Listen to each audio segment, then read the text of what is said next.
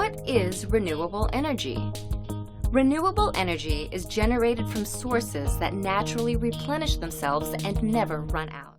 You hear a lot about renewable energy these days, but you don't hear that much about retirement income as a renewable resource. However, with the right strategies, it can be exactly that, as you're about to discover. It's that time again, time to tune out the hype and focus on the facts. Facts that matter to you, the income generation. Let's get started. Get ready to separate reality from myth. With us, David Scranton. David Scranton. David Scranton. David Scranton. But David Scranton says, hey, not so fast. How does it affect the markets? How does it affect the economy? Thanks to efficiencies in new technology and a staff of veteran analysts and portfolio managers, Sound Income Strategy strives to set new standards and bring institutional style investing to your portfolio.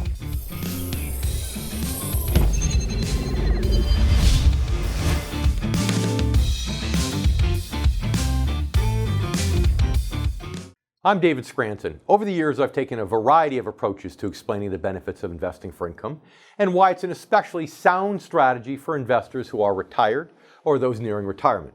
Now, the reason I take different approaches is because I know from experience that different people think differently. What resonates and makes sense to one investor might seem confusing or obscure to the other. Now, we all know, generally speaking, there are left-brain people who respond better to logical, mathematical explanations, as well as right-brain individuals who respond better to more philosophical or holistic approaches. On today's show, I'm going to explain the income model in a variety of ways. Some examples and explanations will already be familiar to regular viewers, and others might be brand new. The goal is for you to understand how investing for income differs from investing for growth. I also want you to understand why investing for income makes so much more sense for retirees and near retirees, especially in today's market. Joining me today will be Steve Archer, President of Strategic Senior Benefits Group in Coconut Grove, Florida, along with David Wright, the owner of Wright Financial Group in Toledo, Ohio, and Greg Melia, owner of Melia Advisory Group in Tulsa, Oklahoma. But first, let's review how a simple formula can help clear up one of the most common misconceptions about investing for income. Bowling is one of those things that seems pretty simple in concept, but is a lot less simple in practice. You can say the same about investing. Most of the basic concepts are actually pretty easy to grasp. Things like buy low, sell high, things such as diversification. Now, while the concepts might be simple, the practice of successful investing is anything but simple. That's mainly because the financial markets are, as well as most investment tools and strategies, highly complex. In the midst of all this complexity, there is one overriding reality, which is that ultimately, everyone really wants the same thing from their investments. They want maximum return with minimum risk. However, that simple guideline isn't enough for those who've reached the age of 50. As retirement approaches, it becomes critical to ask yourself maximum return for what eventual purpose or what eventual use. As I've explained before on the show, there are really only three possible answers. One, to make a lump sum purchase, such as a boat or a vacation home.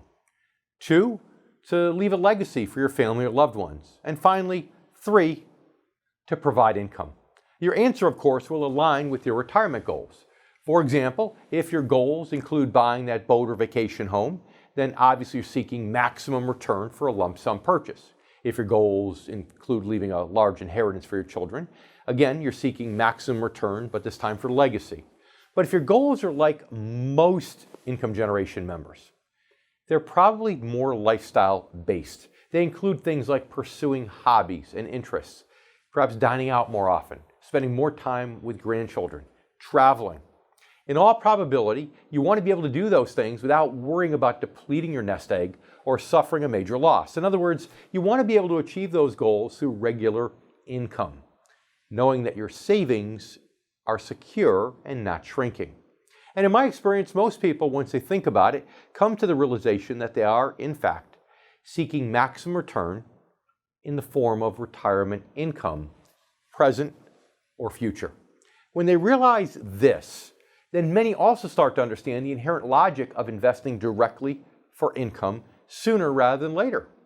Unfortunately, many fail to act on this new understanding thanks to some common misconceptions.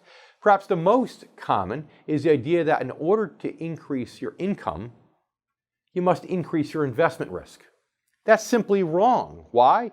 Because it's based upon another misconception that growth and return are one and the same. But the fact is, total return is a sum of two things, income and growth. In other words, TR equals I plus G. Remember that simple formula. I share it frequently on the show, and also remember that the income portion comes in the form of interest and dividends, while growth, of course, is measured by capital appreciation. Now, if you focus mainly on the growth portion of your return, that is the G, then you're probably relying on capital appreciation largely through traditional buy and hold investing in the stock market. The problem, of course, is that growth can quickly turn into shrinkage as a result of a major market drop, as investors have discovered twice so far since the year 2000. In other words, increasing your return may in fact require increasing your risk, but only when you're investing for growth. On the other hand, when you shift your strategic focus from growth to income, that is from the G to the I, then you're typically investing in tools and strategies such as individual bonds and bond-like instruments. Those strategies, by definition almost, are designed to protect your principal from market volatility and protect it from the risk of spend down, all while generating reliable income through interest and dividends at competitive rates. In other words, shifting your focus toward increasing your income actually requires, in most cases, reducing your investment risk, not increasing it. Exactly the opposite of that common misconception. Now, unfortunately, there are other misconceptions about investing for income as well, which we'll talk about coming up in just a moment.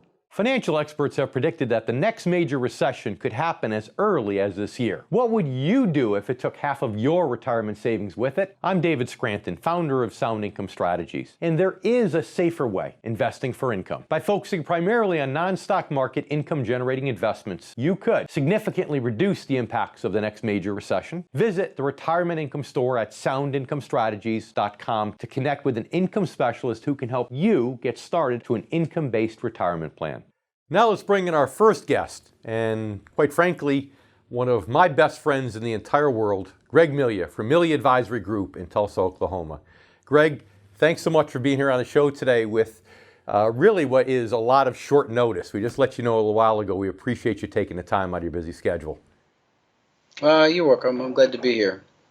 You know, it's funny. You really, I started the income model 20 years ago and brainstormed it, as you know, just because I was concerned the market was going to crash from the tech bubble. You joined the effort about 12 years ago, and you took the ball and you held on to it and you ran with it. And I almost feel like you and I together, side by side, have really worked to make the income model what it is today. So let's start by asking you to tell our income generation viewers in your own words, what is it about the income model, in simple terms, that makes it so right for most investors who are retired or within 10 years of retirement? Boy, that's a loaded question. I think for me, it came from all the sob stories, and I'm sure you've heard them too, that people that have lost their life savings in the market and they're crying because they were trying to take income from a growth model, and ended up destroying their finances. And, you have advisors keep singing the same song, just stay the course, hold on, don't rock the boat. Through them, as these clients are telling me the process they went through of losing their assets and just getting the same answer every time, just buy and hold. You're going to be okay. The market always goes up. You know the mantra. So, and that's a good point, because some of these people might not have run out of money until advanced ages or maybe even after they died. So for some people, they could use an unhealthy financial strategy, and a lot of people, through luck, will be able to get away with it successfully. So it's not just that you flip a switch at some point and you're out of money.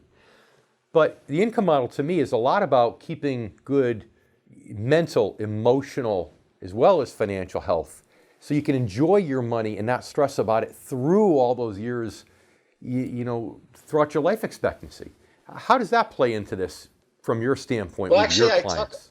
I talk a lot about the psychology of retirement, that it is more than just about the money. Most people, but at this point, they've experienced two drops of greater than 50%. And once you explain the destructive nature of trying to take income from a growth model in a down market, especially have to understand that. They know they're just waiting for the shoe to drop the entire time. In fact, they usually come into my office. We've had 6 years of a bull run or a little bit longer than that, and they know it's coming, and they've been through two drops already at this point, and so they're fearful. They know, yet they don't know what to do, and so they hang in. Just advise you to stay the course and rock the boat. But the psychology of retirement, is really a critical element of being happily retired. And most people today, I find, are worried about the stock market, and that's not a way to be retired. So talk about the psychological argument then, this whole issue. What do you say to people when you tell them, look, you can get 5% net of fees through the I instead of the G, through interest and dividends? And people say, well, that can't be. It's too good to be true. My advisor told me the most you can get in bonds and bond-like instruments, 2 or 3%. How do you answer that? Well, it's actually a fairly easy answer. I explained the nature of mutual funds versus bonds, which, as you know, is if you hold the actual bond, you get a fixed rate of interest, and you get a maturity date where you get your money back. So even the bond, if the value goes down, it doesn't matter in the end. And with bond mutual funds, you lose both of those. You can lose money just like you can a stock mutual fund, and that's misunderstood today. And once they understand that, that's a real eye-opener for them. So people come fixated sometimes with, I need X amount of dollars to retire, when it's really not about the lump sum, it's about the amount of income it generates that you should be focused on for retirement. So in the 30 seconds we have left in this segment, how do you speak to that when somebody's fixated on this number of net worth they feel like they need to achieve? Well, I explained to them that it is the more valuable question is how much income can you take from the account balance versus the size of the account balance. And I like to ask a simple question. If you had $1 million and it produces $20,000 a year, it only produces $20,000 a year in income safely versus an account that has $500,000 but produces $30,000 a year safely. Which one would you value more? The one that produces bigger account balance with less income, or the smaller account with bigger income? And they always choose the latter. They choose the one with more income, absolutely. We need to take a quick commercial break, Greg, so stay with us. You stay with us too. We'll be back here in a moment on the income generation. I'm David Scranton, and we'll be right back. Investing for income? The idea has grown in popularity over the last several years due to today's volatile stock market. But if you're at or near retirement age, it's no longer just how much you've saved. It's about maximizing and protecting your life savings while minimizing your risk from market ups and downs. David J. Scranton's new book, The Retirement Income Story, is here to help baby boomers face the challenges of investing in this age of economic uncertainty. Visit theretirementincomestory.com to learn more. For behind-the-scenes photos, retirement planning tips, and upcoming giveaways, follow the Income Generation Show on Facebook. And don't forget to subscribe to our YouTube channel to watch video clips, guest interviews, and to catch up on past episodes.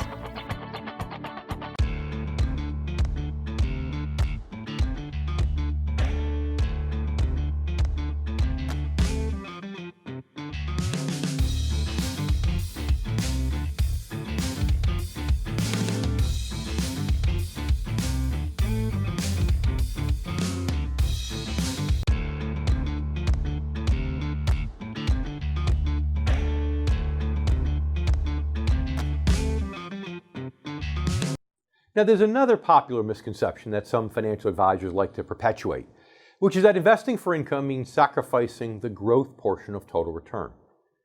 However, that's incorrect. The reality is that since the turn of the century, the average annualized return for buy and hold stock market investors has been just about 5%, and that includes dividends.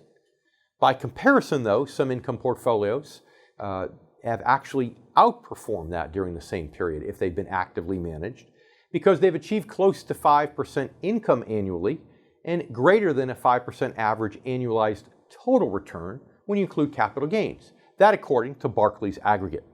But the key to that kind of competitive return is active management. Basically, active management allows income specialists to take advantage of growth opportunities when the bond market winds are in their favor, as well as minimize losses when facing headwinds. When favorable winds return, losses can often be recouped and growth can continue.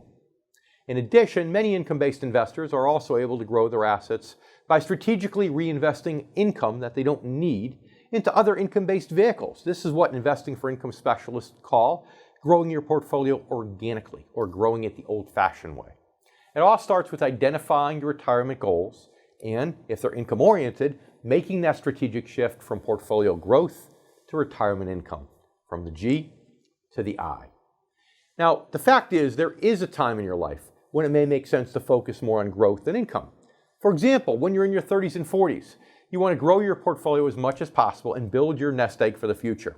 If you think of it in terms of sports, it's like the first 3 quarters of a football game, where the team's focused on offense and putting up points.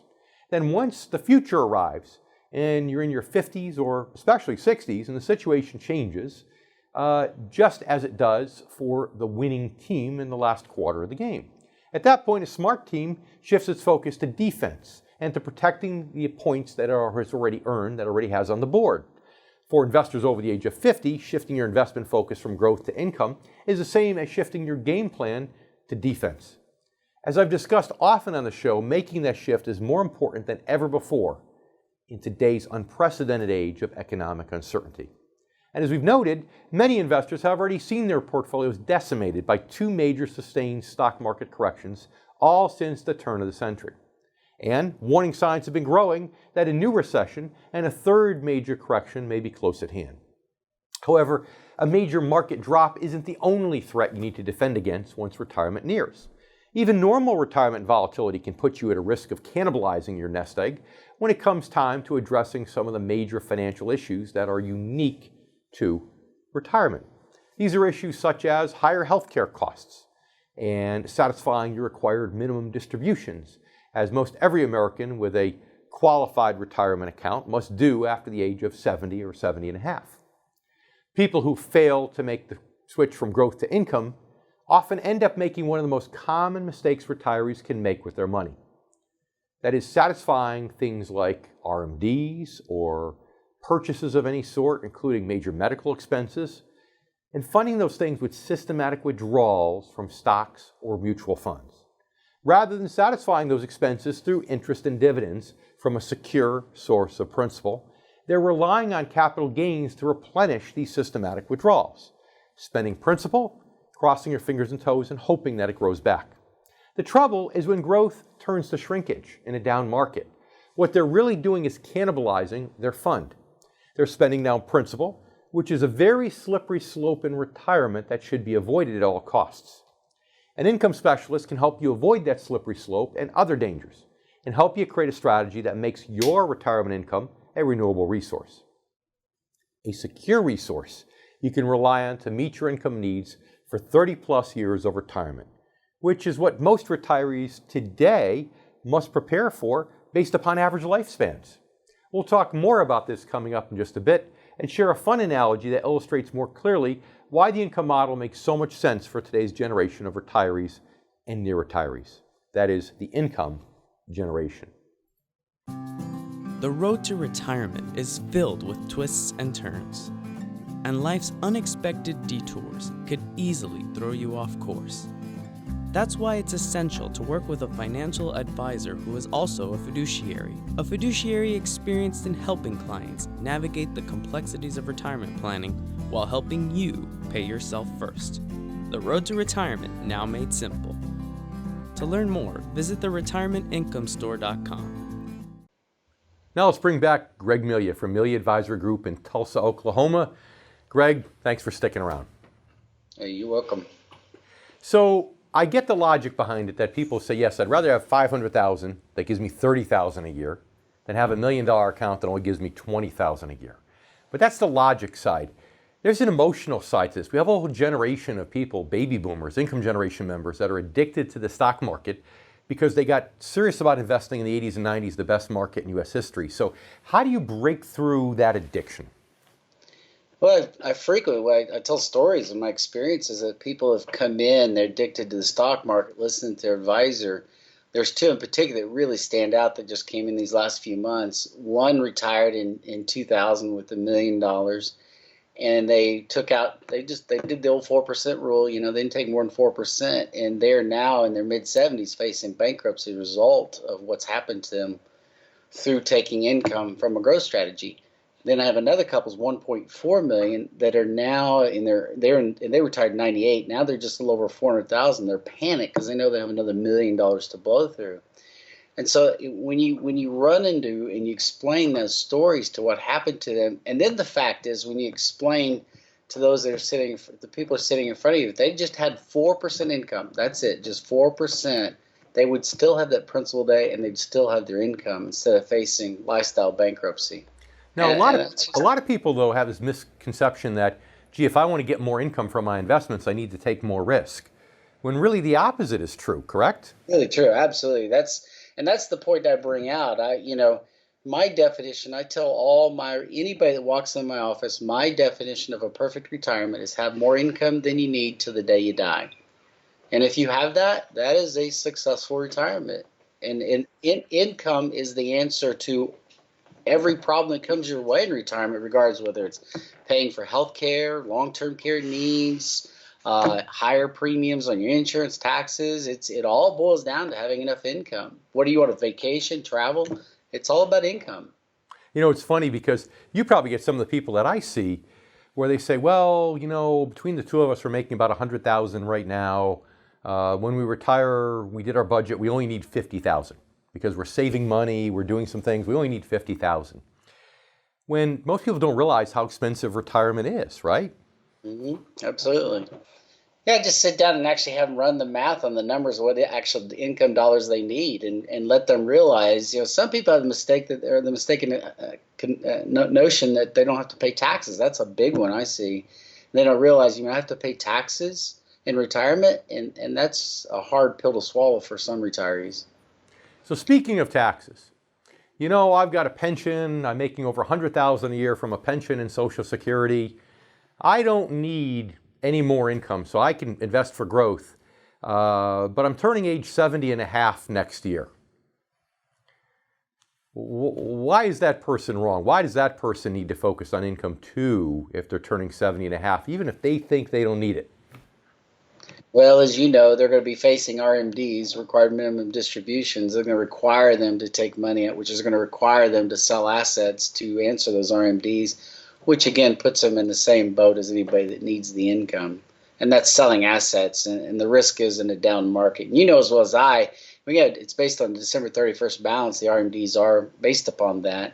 And, the market drops between here and then, and, as it did in 2008, 9, then they're going to be based on those RMDs on a much higher account balance and being forced to even take more out. So everyone who has a 401k or an IRA needs to make that transition at some point between age 60 and 70 from growth to income. Greg, thanks so much for being back on the show. I really appreciate it, and I look forward to talking with you next time.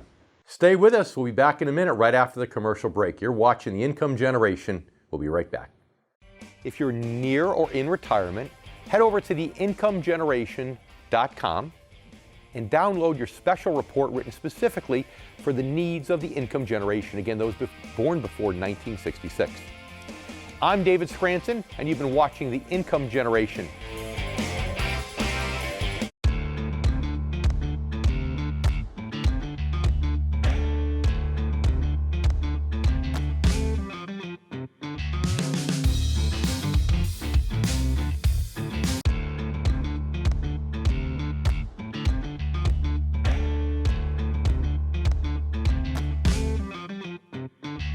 Chances are you've heard me say that a good financial advisor is really like a chess grandmaster. While the average chess player is capable of seeing maybe 1 or 2 moves ahead on a chessboard, a grandmaster is said to be capable of seeing 7 moves ahead. Similarly, while the average person is only capable of projecting and planning 5 to 10 years in the future, a good advisor has the know-how and experience to plan for 30 years or more. And that's no small feat when you consider how drastically the financial markets can change from just one year to the next. And then factor in all the other issues and contingencies that must be considered when you create a financial plan. Things like inflation, healthcare inflation, Social Security, required minimum distributions, estate planning, as well as the individual goals of each and every one of you. And the list just goes on. Naturally, everyone wants to enjoy his or her retirement, but people don't stop to think about how having the wrong financial strategy can actually undermine that enjoyment even before any real damaging financial impacts are felt. In other words, a good financial advisor knows it isn't just about the end game. It's about the need to achieve and maintain good mental, emotional, and financial health for the next 30 years or more. The income model addresses that need, and here's the fun analogy that I've been using recently to explain just how. Let's say, for example, you retired at the age of 60, and you move somewhere with a law that says you can only heat your home with a wood-burning furnace, and you can only use the trees that are growing on your property, okay? So you go outside and you try to determine whether you have enough wood to last you the rest of your life. You count the trees, you make assumptions about how quickly they might grow in the future, you create some maybe average amount of wood in terms of cubic feet, you divide it by 30 years so you know how much wood you can use each and every year without running out. Now, in the first few years, you're pretty confident. You heat the house to 72 degrees and you're comfortable all winter long. Then one year a big storm hits. That gets you thinking, what if a tornado or something like that comes along, kills a bunch of your trees?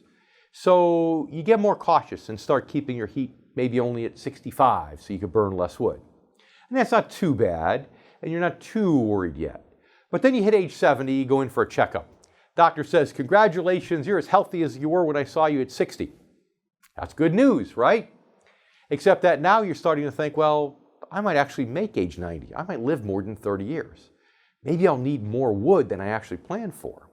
So you get even more cautious and you start keeping the house at only 60 degrees, which means that in these prime years of retirement, instead of enjoying your good health, you're cold and increasingly worried. You spend the next 10 years like that, and when you turn age 80, guess what happens? You guessed it, your doctor comes back and gives you another clean bill of health. Now you're really worried. You start heating your house maybe only to 50 degrees or 55 degrees. You're still healthy, but you can't enjoy it because now you're colder and you're more worried than ever before about running out of wood to heat your home. This little analogy, I think, helps highlight the emotional turmoil that people often go through when they start taking systematic withdrawals from a mutual fund and they start spending down principal. You see, it isn't just about making it to age 91 and then suddenly running out of money. It's all the stress and anxiety that you go through that actually impacts the quality of your life in all those years leading up to that age 91. Now, imagine if instead of wood, you had a windmill on your roof or solar panels, and you're heating your home with this renewable energy source. In that case, you can heat your house to whatever temperature you wanted, knowing there's going to be more energy available the next day. Also, if you didn't need all that energy, you could sell some back to the electric company, make a profit, or donate it to somebody else you care about, like a family member. That's the equivalent of investing in strategies aimed at generating income from secure principal in the form of interest and dividends. It's a renewable resource that you can use to meet your goals. And if you don't need it, you could potentially reinvest it for organic growth in the future, or use it to help loved ones. It's also helping you maintain good mental, emotional, and financial health for the remainder of your life by eliminating all that stress and anxiety. A life which could last 30 years or longer into retirement. Now it's time to welcome our next guest, David Wright, the owner of Wright Financial Group in Toledo, Ohio. He has over 30 years of experience in this business. David, thanks so much for joining us. Thanks, David. So you and I met about a little bit more than 3 years ago, and after being in the business for 30 years, what I really respect the most about you is you made a wholesale change when we started talking about the income model. You had been more of a growth guy going back for years, and all of a sudden, when we talked about this, you just thought, why didn't I see this earlier? This is the path. So tell our income generation viewers why you think this is such the right thing for most of them, that you change your entire business model really on a snap of a finger from growth to income, from the G to the I. The truth is, after doing this for over 30 years, I saw a common mistake that most retirees were making. That mistake was having portfolios that were totally invested in the market. And that seemed to be the number one common mistake that retirees had. That one fatal flaw that, took away their dreams. I saw more retirement plans decimated during that time, or even worse yet, later in life they have to adjust their incomes downward. So this model made such sense to me that I've embraced it. And man, people can realize their dreams, and it's awesome. But it's not something that's talked about a lot in the public today. We just don't hear anything about it, Dave. That's right. So, okay, let's get in your head a little bit, because we talk about that a lot of financial advisors are burying their heads in the sand and haven't made the transition. So before you met us, what were you thinking? Did you not realize that something maybe wasn't ideal, or did you know something wasn't right but didn't know what the answer is, or did you know the answer was income but you really never trained on it? I mean, what was going on in your mind before we met, before you made this incredible decision to change your model? Well, I think I was part of the club, the insurance company club, where you think that you can grow your way out of every problem. And the realization that I came up with was, if you're selling shares to get income out of your portfolio on a monthly basis, that's a suicide strategy. And the reason I don't want to say brainwashed, but I thought that way for so many years is I know that during people's accumulating for retirement, they're buying shares over a long period. And you get used to that mentality of growing your portfolio. But when we get to retirement, there has to be a change, a fundamental change. So let me ask you this, you coming from an insurance company background, but still doing a lot of investment work with your clients, how much of this do you think has to do with the fact that insurance companies want to sell insurance products such as annuities? And I know we integrate annuities with some of our clients when it's right, but how much of this do you think is insurance companies wanting to pretend that annuities are really the only solution for retirement income? Well, I think, first and foremost, I don't think they know how to derive income. That's what I personally think is their issue. They have their own profit motives, and I'm not trying to throw insurance companies under the bus. What I'm trying to say is they have their specialty, and annuities do have their place in someone's portfolio. But when you dig deeper, income is a specialty. You can't do this part-time. You have to be totally 100% committed to the research, knowing when to buy, the right price to buy, and how to generate income. And that doesn't, the knowledge of that just isn't shared amongst the investment community, especially with the brokerage houses as well as the insurance companies out there. Again, not trying to throw anybody under the bus. I'm just trying to say that income production requires research and lots of knowledge and a commitment to that one specialty. I guess insurance companies believe in insurance-based products. Wall Street believes in stocks and Wall Street-based products. And the fixed income just kind of falls in no man's land in the middle. But I'm so glad to have you by our side helping us carry this income flag forward. So David, thanks so much for taking your time to be on the show today. Stay with us. We'll be right back here with more right here on the Income Generation in just a moment.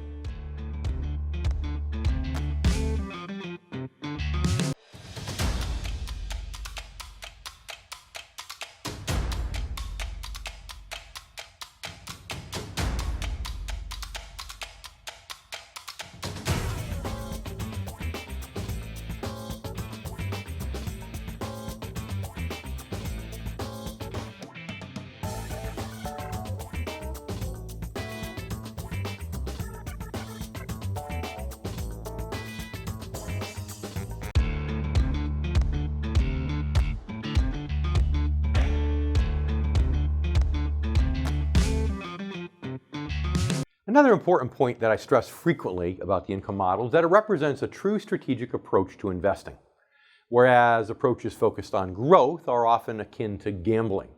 Now, naturally, no type of investment is completely risk-free, but strategies geared toward generating income through bonds and bond-like instruments generally carry far less risk. Why? Because you're investing by contract. These strategies give the investor a degree of control, unlike growth-based strategies focused heavily on stocks and mutual funds. And more specifically, when you purchase an individual bond, it comes with a contract providing two important guarantees that you don't get, for example, even with a bond mutual fund, which, by the way, is really defined as the stock of a company that owns bonds. Those guarantees are income generated at a fixed interest rate for the life of the bond, and then the return of principal at maturity. Most income-generating investment tools are contract-based, which gives the investor the power to hold the issuer accountable for the interest or dividend income. He also gives himself the power to recoup his investment fully by holding it to maturity. Here's another way to think about it. When buying a stock, you have to do 3 things right in order for the purchase to pay off, all of which involves some guesswork. You have to buy the stock at the right time. 2, it then has to go up in value. And 3, you have to sell it at the right time. By comparison, when you buy an individual bond or bond-like instrument, you only have to do the first thing, and that's buy it. If you do that with the help of an advisor that specializes in income-generating strategies, your investment will pay off, and you'll have a contract assuring you that it will. There's a chance it may not pay off to the same extent that your stock might if you do all 3 things correctly, but you run far less risk of losing money. You minimize the element of guesswork in gambling and all the stress and anxiety that comes along with it. Eliminating that stress and anxiety is an important part of ensuring good mental, emotional, and financial health throughout your entire retirement. Here's another brief analogy. Imagine you're at a casino and there are 2 slot machines. The first machine pays you a big jackpot if you hit 777s, but pays you nothing if you don't. The other machine pays a smaller jackpot for 777s, but pays you something no matter what you hit. Which of those machines would you be more likely to play? In my experience, most people instantly see the sense in choosing the second machine, which of course represents contractual, income-based investment strategies.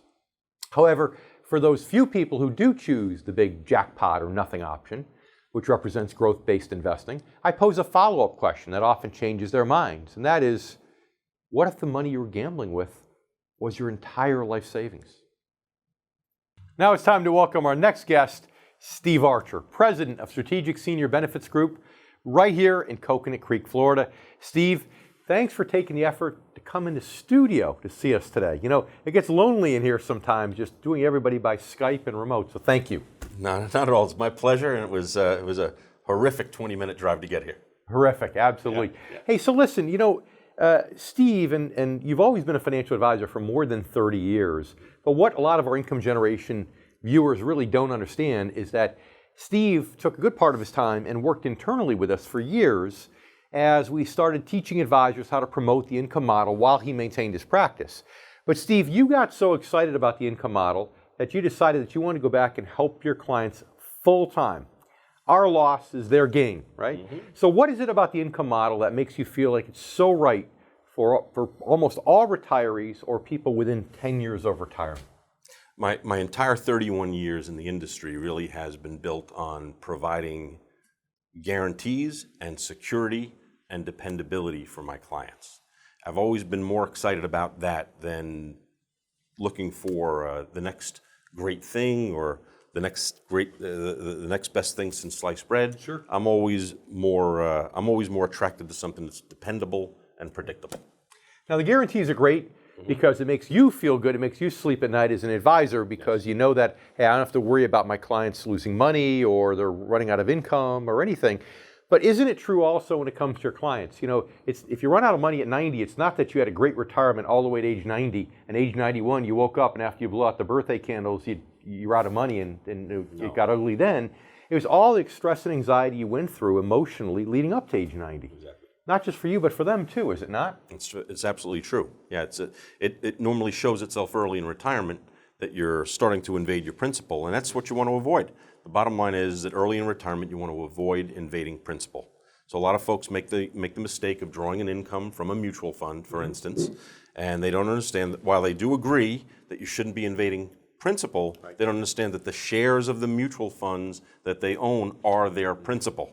And so if you're selling your shares, you're invading your principal. If you're selling your shares at lower values, you're destroying your principal.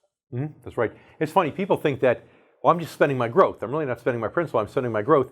But it's a myth. It's impossible to spend growth because, like you said, if you're selling shares, you're selling them and your net worth is immediately going down. You're just crossing your fingers and toes and hoping that it grows back the next year. Exactly. And sometimes it does and sometimes it doesn't. But either way, you're spending principal. So let's take a quick commercial break because we need to pay for the show somehow, and that's where our advertisers are for. So we'll be back here in just a minute on the income generation. You stay with us.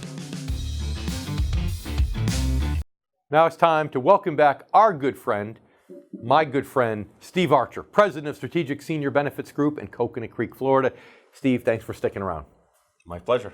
So, okay, you and I both experience the same thing, right? We talk to clients or prospective clients about this, and it becomes clear. As soon as you talk about the fact that you can't sell shares, you're invading principal, they get it. So the question is then, why isn't it intuitive before they meet with us? You know, why is it sometimes people say things like, it's too good to be true. I can get 5% interest in dividends. I didn't know I could do it. It's too good to be true. What do you tell those people who truly believe that? Well, too good to be true. I don't know. It seems to me that everything you do has good or bad. I think the more important question is whether investing for income is appropriate for you. Because if it is appropriate for you in your situation, then it's not too good to be true. But a lot of people think all you can get in income is 2 or 3%.